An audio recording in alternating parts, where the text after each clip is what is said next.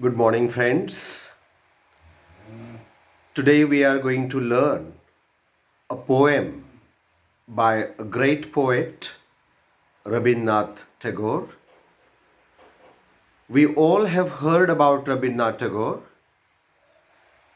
He was a poet, he was a painter, musician, short story writer, novelist, and he was one of the greatest poets that India has ever produced. He was the first poet, he was the first writer to have been awarded the Nobel Prize for Literature in our country.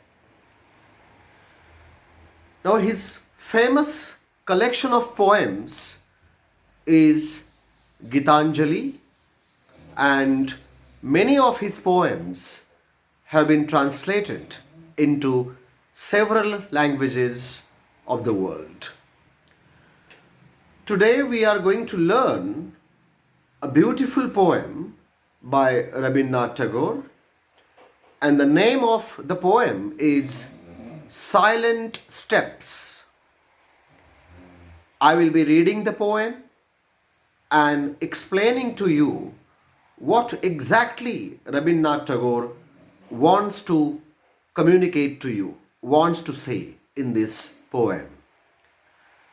The poem is short, the language of the poem is simple, but it remains to be one of his best poems. Now, I will be reading the poem. Please listen carefully. Silent Steps. Now, look at the title of the poem, Silent Steps. Now, generally, when we walk, there is some sound of our steps. But when the poet says silent steps, he wants to say something different. Now let me tell you before I start reading the poem. Now in this poem, Rabindranath Tagore wants to say that God is everywhere around all of us. He tries to affirm the existence of God in the world through this poem. We will be reading the poem line by line. Have you not heard his silent steps? He comes, ever comes.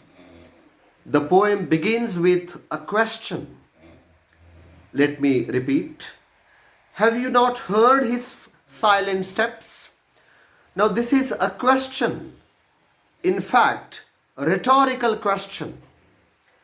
And the poet wants to say that we all have heard his silent steps. Now his silent steps, that is God's silent steps. He comes, ever comes. The word comes is repeated. Comes.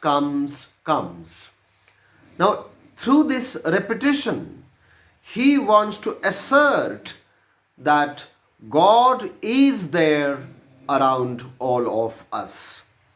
Maybe he is not seen. We haven't seen God, but his existence can be felt. His existence can be experienced around all of us. That is what Rabindranath Tagore wants to say. Every moment and every age, every day and every night, he comes, ever comes. Now look at these beautiful lines. Every day, every night, every minute, every age, God was always there. So he says that the existence of God can be experienced through small incidents, through small movements around all of us. Actually, God cannot be seen, but His existence can be experienced through the silent steps. So He was always there, He is always there, and He will always be there around all of us. Many a song have I sung in many a mood of mind, but all their notes have always proclaimed, He comes, comes, ever comes. Many people, many writers, many devotees have sung beautiful songs in the praise of God. There are many poems which praise God and, of course, His powers. The poet says that so far many of us have sung beautiful songs in the praise of God, and in every song, the writer, the poet, the devotee, everyone wants to say that God was always there around all of us. So everyone, every poet, every devotee, every singer has proclaimed that God exists in the world. This is what Rabindranath Tagore wants to say.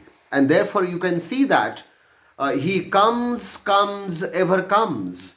The word comes is repeated in every stanza. In the fragrant days of sunny April, through the forest path, He comes, ever comes. Now you can see that he refers to the month of April specifically. Now why? Because April is supposed to be the beginning of the season of spring. And what happens in April or the season of spring? Life is born again in nature. Nature is full of life in spring. New foliage comes to the trees, and everywhere there is atmosphere of joy and happiness in the season of spring. So you can see that Rabindranath Tagore wants to say that the existence of God is outstandingly felt, is outstandingly experienced in the season of spring, because in this particular season, nature is filled with life. So in the fragrant days of sunny April, through the forest path, He comes, ever comes. Because in this beautiful season, all the trees have new foliage. So they look beautiful, and nature is born again in this season. In the rainy gloom of July nights, on the thundering chariots of clouds, He comes, comes, ever comes. So the existence of God can be felt not only in the season of spring, but also in the rainy season, especially when we can hear the thundering of clouds. We can see the lightning in the sky, and the poet says that God comes sitting in the chariot of the clouds. So he says that the existence of God can also be felt through, all these silent steps, in all these small movements, small events, small happenings around all of us. So through the thundering of clouds, through the lightning, the existence of God can be experienced. In sorrow after sorrow, it is His silent steps press upon my heart, and it is the golden touch of His feet that makes my joy to shine. Now, what does he say in these last two lines of the poem? Now, Rabindranath Tagore says that in the times of our sorrow, in the times of our unhappiness, when we are in difficulties, when we are in distress, God is always there to comfort us. God is always there to give us consolation. God is always there to balm our pains and console it. So Rabindranath Tagore says that God is always there not only in the times of our happiness but also in the times of our distress and sorrows. And it is the golden touch of his feet. Look at this beautiful line that God comes silently around all of us, but the touch of his feet is described as golden because it heals us, it comforts us, especially when we are in sorrow, when we are in pains, when we are in trouble, when we are in distress. So, in this short poem, short but beautiful poem,